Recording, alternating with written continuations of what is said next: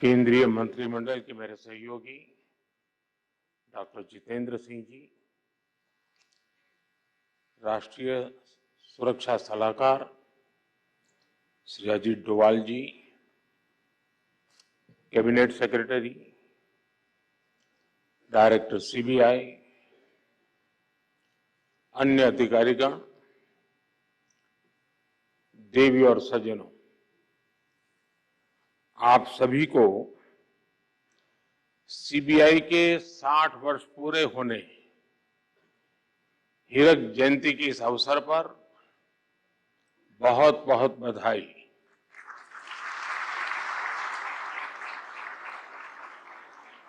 देश की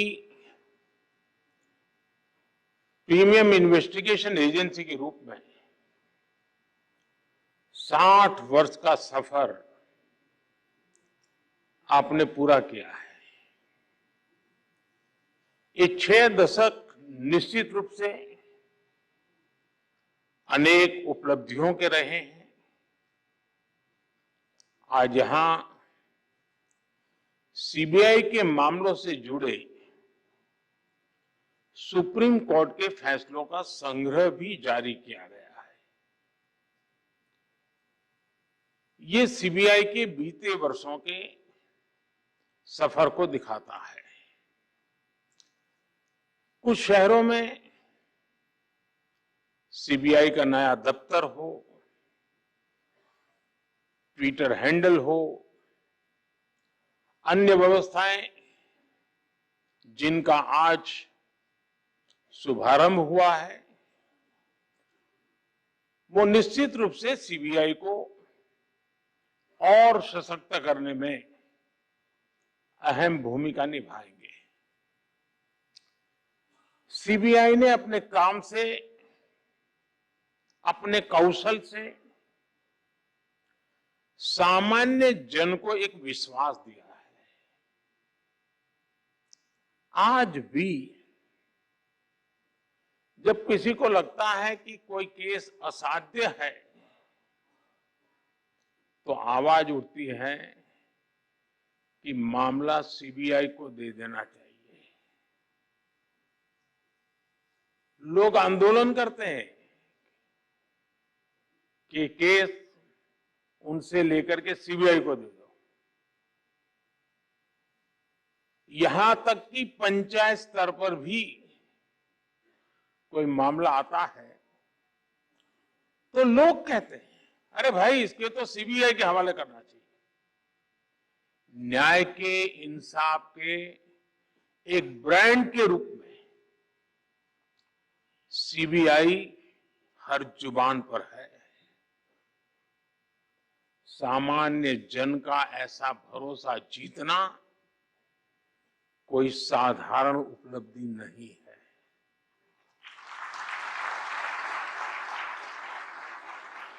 और इसके लिए पिछले 60 वर्षों में जिन ने योगदान दिया है, इस संगठन में रहे सभी अधिकारी, सभी कर्मचारी बहुत बहुत बधाई के पात्र हैं।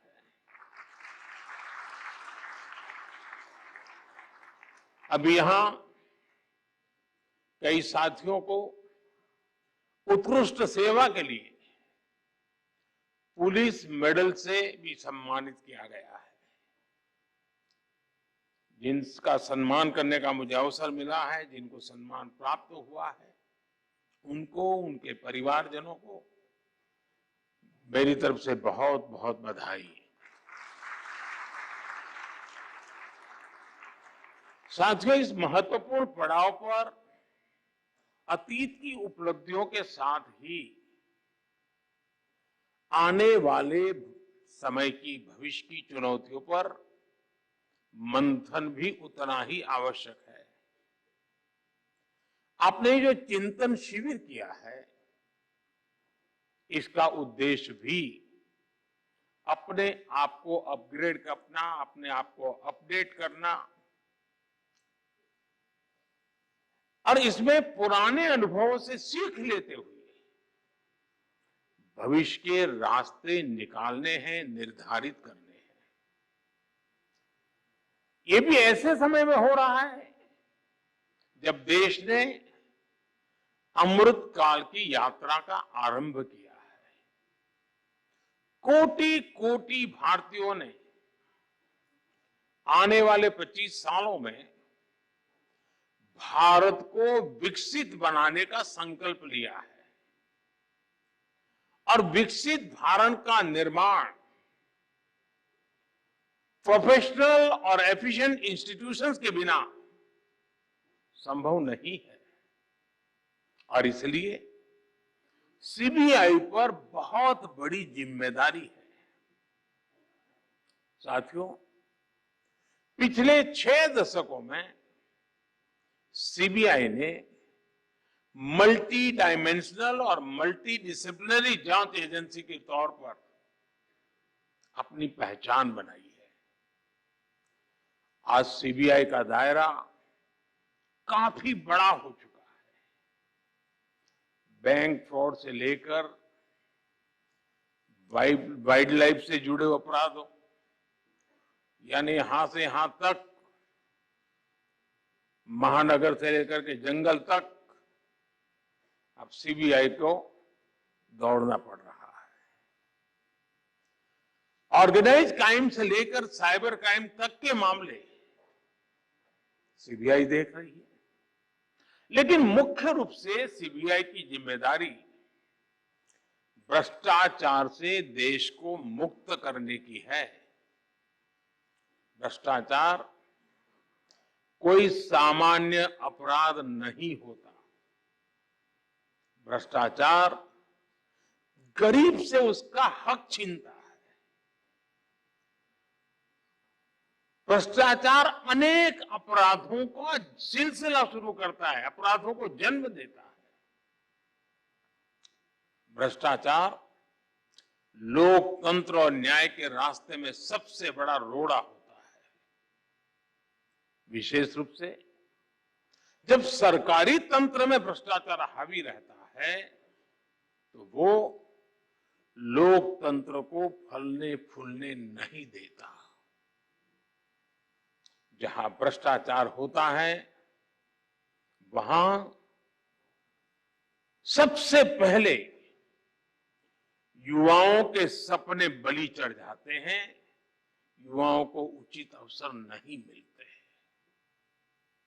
वहां सिर्फ एक विशेष इकोसिस्टम ही फलता फूलता है। भ्रष्टाचार प्रतिभा का सबसे बड़ा दुश्मन होता है और यहीं से भाई भतीजावाद, परिवारवाद पनपता रहता है और अपना शिकंजा मजबूत करता रहता है। जब भाई भतीजावाद और परिवारवाद बढ़ता है तो समाज का, राष्ट्र का सामर्थ्य कम होता जाता है और जब राष्ट्र का सामर्थ्य कम होता है तो विकास अवश्य प्रभावित हो जाता है। दुर्भाग्य से गुलामी के कालखंड से करप्शन की एक लेगेसी हमें मिली है।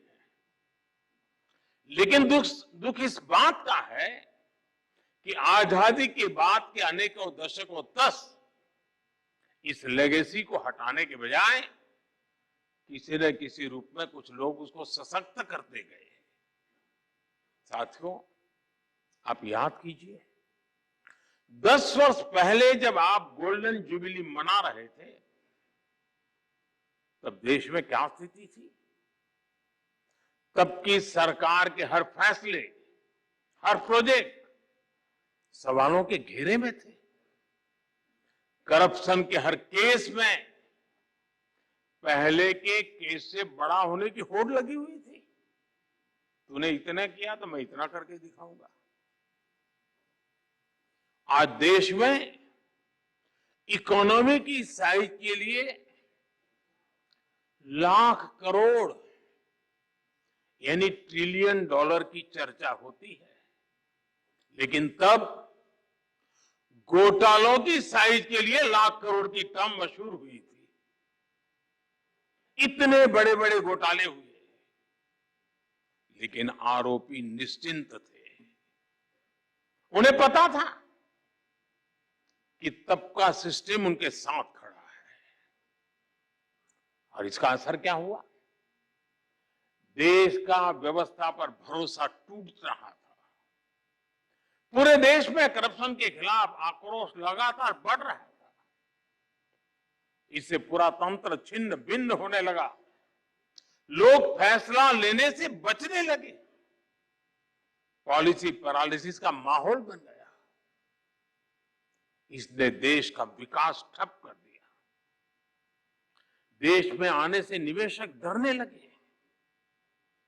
करप्शन के उस कालखंड ने भारत का बहुत ज्यादा नुकसान किया। साथियों, साल 2014 के बाद हमारा पहला दायित्व व्यवस्था में भरोसे को फिर कायम करने का रहा। और इसलिए हमने काले धन को लेकर, बेनामी संपत्ति को लेकर मिशन मोड पर एक्शन शुरू किया। हमने भ्रष्टाचारियों के साथ साथ भ्रष्टाचार को बढ़ावा देने वाले कानूनों पर प्रहार करना शुरू किया। अब याद कीजिए, सरकारी टेंडर प्रक्रियाएं, सरकारी ठेके, ये सवालों के सबसे बड़े घेरे में थी। हमने इनमें पारदर्शिता को प्रोत्साहन दिया। आज जब हम 2G और 5G स्पेक्ट्रम के आवंटन की तुलना करते हैं तो अंतर साफ साफ नजर आता है। आप भी जानते हैं, अब केंद्र सरकार के हर विभाग में खरीदारी के लिए जेम यानी गवर्नमेंट ई मार्केट प्लेस की स्थापना की गई है। आज हर विभाग ट्रांसपेरेंसी के साथ इसी डिजिटल प्लेटफॉर्म पर अधिक से अधिक खरीदारी कर रहा है। साथियों, आज हम इंटरनेट बैंकिंग की बात करते हैं, यूपीआई से रिकॉर्ड ट्रांजैक्शन की बात करते हैं, लेकिन हमने 2014 से पहले का फोन बैंकिंग वाला दौर भी देखा है। ये वो दौर था जब दिल्ली में प्रभावशाली राजनीतिक दलों से जुड़े लोगों के फोन पर हजारों करोड़ रुपए के बैंक लोन मिला करते थे। इसने हमारी अर्थव्यवस्था के आधार, हमारे बैंकिंग सिस्टम को बर्बाद कर दिया था। बीते वर्षों में हम बहुत मेहनत करके अपनी बैंकिंग सेक्टर को मुश्किलों से बाहर निकाल करके लाए हैं। फोन बैंकिंग के उस दौर में कुछ लोगों ने 22,000 करोड़ रुपए देश के बैंकों के लूट लिए और विदेश भाग गए। हमने फ्यूजिटिव इकोनॉमिक ऑफेंडर्स कानून बनाया। अभी तक विदेश भागे इन आर्थिक अपराधियों की 20,000 करोड़ रुपए से अधिक की संपत्ति जब्त की जा चुकी है।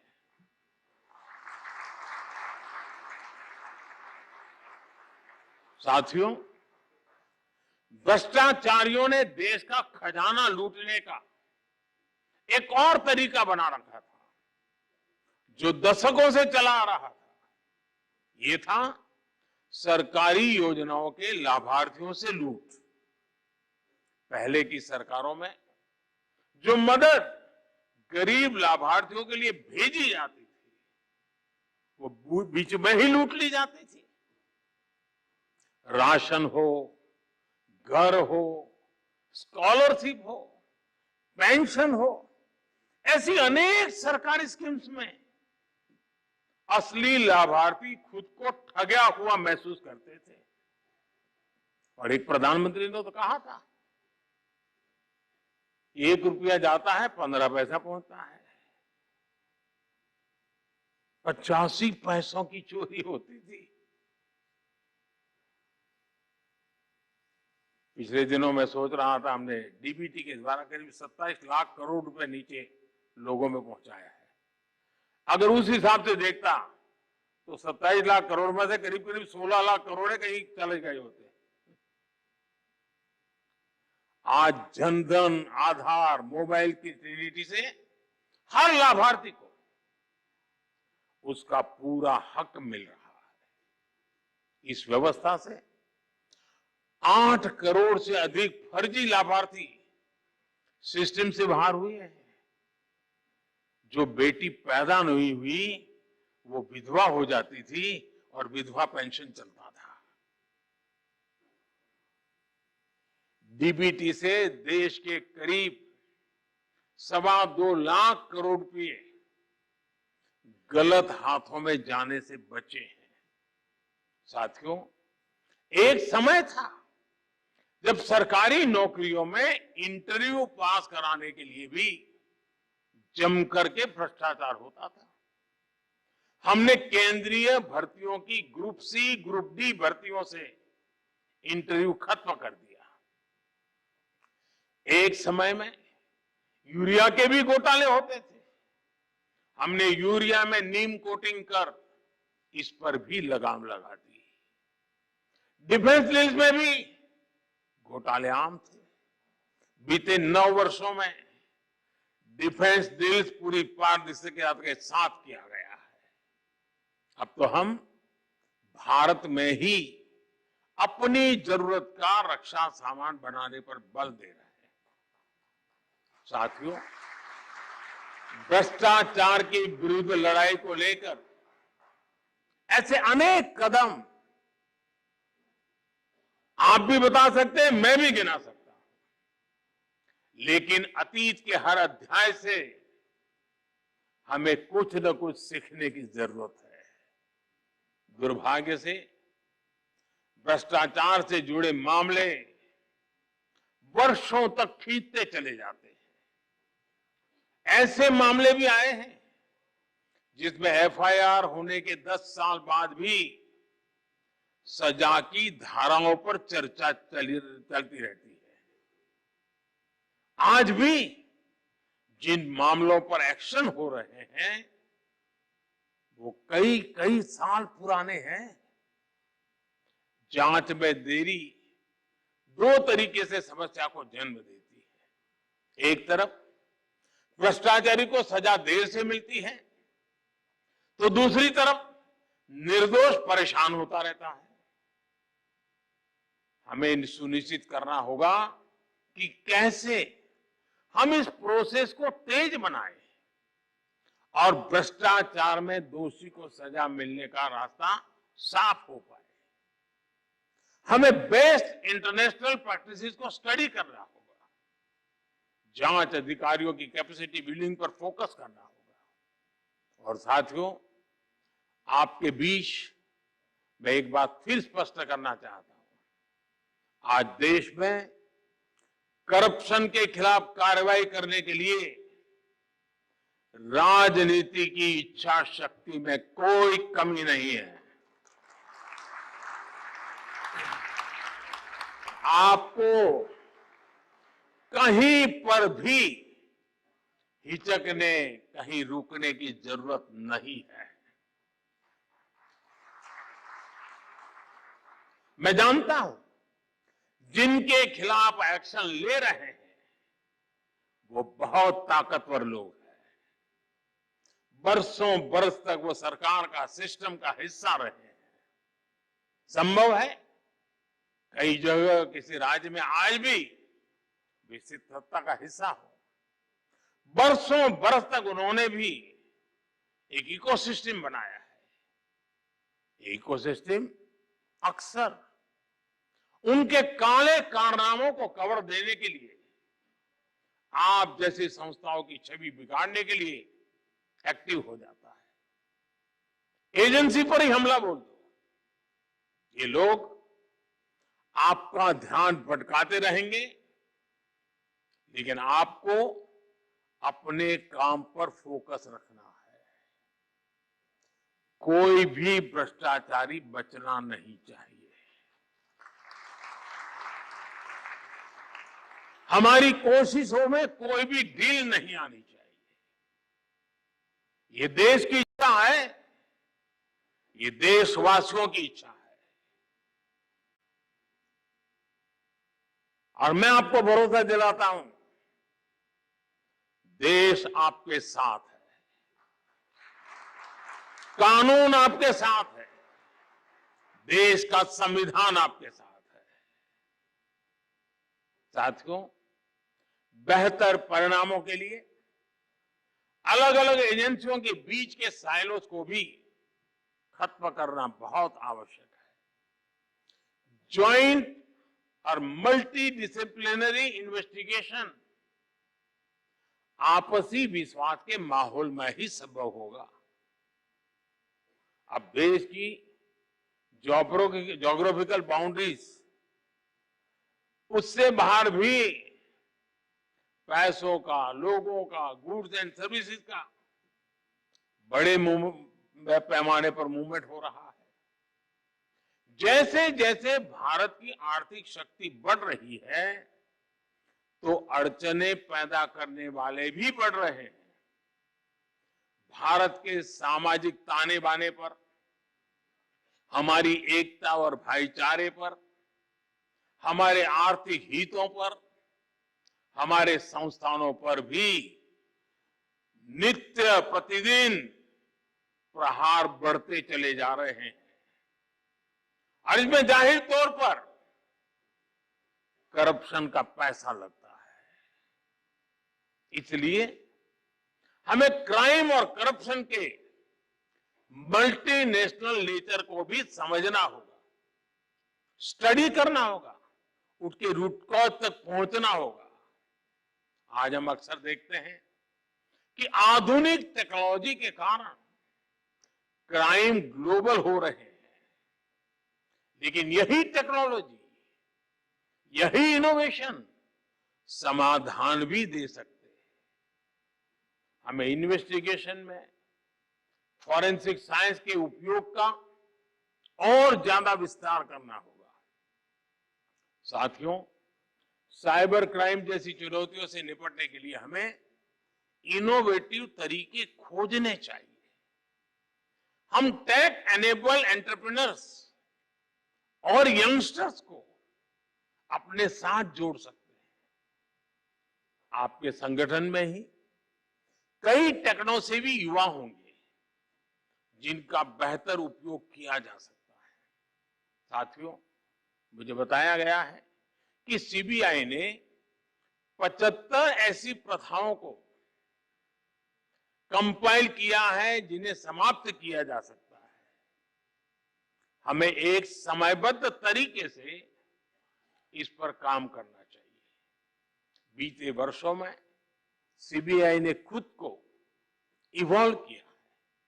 ये प्रक्रिया बिना रुके, बिना थके ऐसे ही चलती रहनी चाहिए। मुझे पूरा विश्वास है चिंतन शिविर एक नए आत्मविश्वास को जन्म देगी। ये चिंतन शिविर नए आयामों तक पहुंचने के रास्ते बनाएगी। ये चिंतन शिविर गंभीर से गंभीर, कठिन से कठिन समस्याओं को सुलझाने के तौर तरीके में आधुनिकता ले आएगी और हम ज्यादा प्रभावी होंगे, ज्यादा परिणामकारी होंगे और सामान्य नागरिक न बुरा करना चाहता है, न बुरा उसको पसंद है।